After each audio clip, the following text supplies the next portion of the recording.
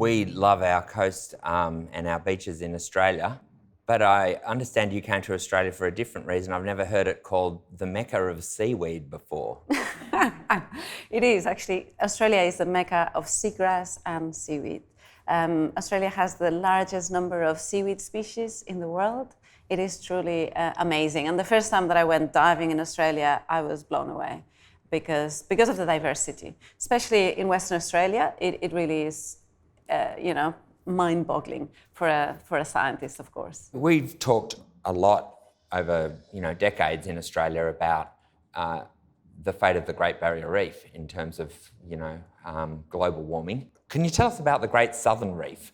And I feel like that's a debate that hasn't really hit the surface yet. So the Great Southern Reef is a name that we actually created. Some colleagues of mine created it, maybe 10 years ago, to bring awareness to the main ecosystem that lines the southern half of Australia.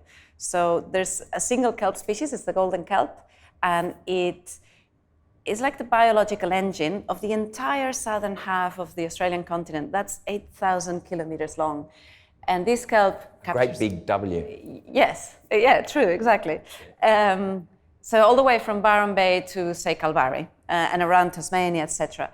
So a single species dominates the entire ecosystem. This kelp, it fuels the food webs. It captures the carbon. It provides the actual habitat for hundreds of species. And it's where most Australians live. So 70% of us live right next to this Great Southern Reef. And yet most people don't know anything about it. So most people don't know that we are losing our kelp forest. So everybody knows that the coral reefs are bleaching and that's a problem. But very few people know that a very similar thing is happening to our seaweeds right here.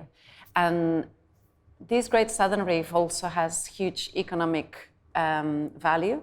So rock lobster... More than the Great Barrier Reef. A lot more than the Great Barrier Reef, yeah. So the rock lobster and the abalone fishery alone, they're the most valuable fisheries in the whole of Australia, and they depend on the kelp forest. So, for example, in Tasmania, we're seeing a very dramatic decline in the kelp forest, and that's already impacting the abalone fishery and the rock lobster fishery. So when they disappear from here, they disappear from the planet. And we're talking about, incredibly beautiful sea dragons and, giant cuttlefish and like incredibly beautiful and special creatures that we don't know enough about.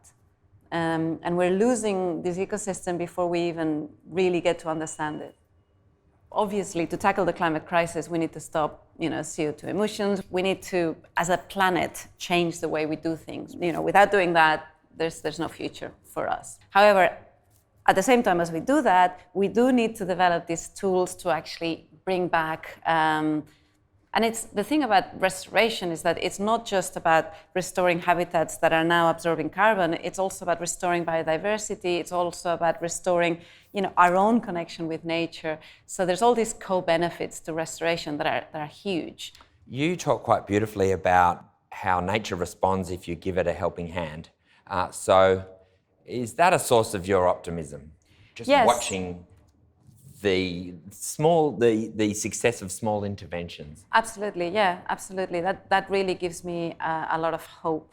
And I think, there was, when the COVID, when COVID hit and the whole world stopped, right? And we got lots of images of wildlife kind of returning to cities and growing and coming back to places where it hadn't been. I think that's also a really good example of how nature will find its way. To be honest, it's humankind that is endangered, right? Nature and evolution will continue without us. However, in terms of living in a habitable planet that we enjoy, I do think that if we use the knowledge we already have, it's completely within what we can do in our generation to reverse a lot of the damage that we have done in the last few hundred years. I mean, when I started reading into this conversation, I was sort of part of, in the back of my mind, going, who cares about seaweed? It's not glamorous per se. It's not, mega, the charismatic fauna or flora that we normally talk about. But it turns out through your research, you've shown that actually a lot of people care about seaweed. Can I ask a flip side question, which is, in fact, are the benefits of seaweed now being overhyped? I mean, now you hear about seaweed, oh, we can eat it, we can give it to cows, we can use it as a fertilizer, you know, it's a carbon storage solution. Is there a bit of too much hype about seaweed now? I mean, I think seaweed can completely change the world and save the world. I'm asking the wrong person, huh? But I think, I mean, of course, with all these things, you know, it can kind of go to a silly extreme, right? And I think that's the flip side, that it is sometimes, you know, it's too easy to think, oh, you know, we're going to come up with a solution that will allow us to keep living the way we've been living, and you know, like there's going to be no magic bullet like that, right? But seaweed is definitely, I think, going to be part of the solution for Australia and globally, because like we're talking about a habitat that is, you know, dominates across 25% of the planet, right? So it is really important, and the benefits of it are we've definitely not been utilizing them to their best, to the best abilities. Some people are saying, can we build giant seaweed farms in the ocean and then, you know, use that carbon that gets drawn down? Is that going to be part of the solution? I don't know. But at the very least, what we can do is prevent further declines and restore what used to be there. And that for me is a no-brainer, that we should do that.